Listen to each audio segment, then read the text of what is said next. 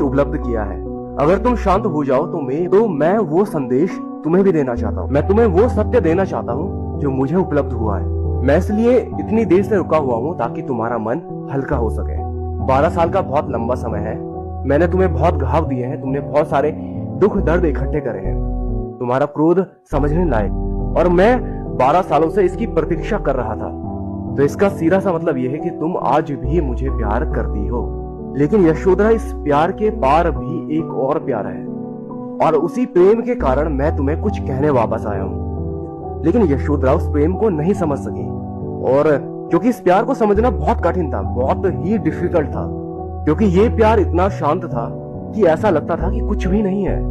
यानी जब आपका मन विसर्जित हो जाता है तब आपके अंदर एक अलग ही तरीके का प्यार घटित होता है। उस प्यार के डिफेंस में कुछ भी नहीं होता है, उस प्यार के विपक्ष में कुछ भी नहीं होता है, उसका विरोधी पक्ष कोई भी नहीं है। यानी जब मन विसर्जित होता है तब जो भी घटित होता है उसके पक्ष में सब कुछ खत्म हो जाता है। आप ध्यान देना, आपके मन के पक्ष में हमेशा कुछ न कुछ खड़ा रहता है, क्योंकि मन एक पेंडुलम की भांति गति कर रहा है। तो इसलिए आज का सूत्र बहुत ही अद्भुत है, बहुत ही मैजिकल है, और ये हर एक इंसान के लिए बहुत ही मैजिकल हो सकता है, हर एक इंसान की लाइफ को ड्रास्टिकली चेंज कर सकता है। तो आज का सूत्र कहता है कि मन को भूलकर मध्य में रहो। सो आपको भी ये सूत्र एक्सपीरियंस में लाना है, और मैं आपको गारंटी देता हूँ गाइस, ये सूत्र आपके जीवन को पूरी तरीके से चेंज कर सकता है।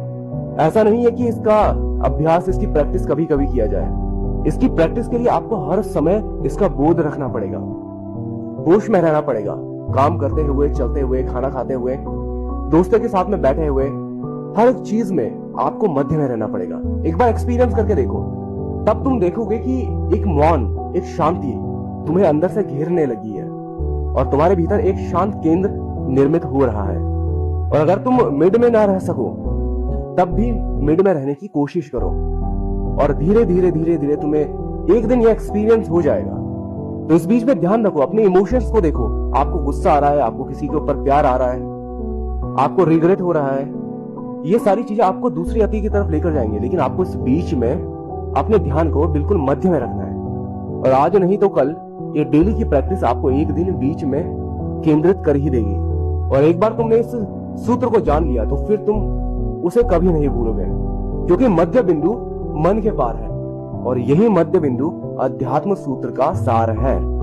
तो आई होप आप सूत्र को समझ चुके होंगे। आपको बहुत सारी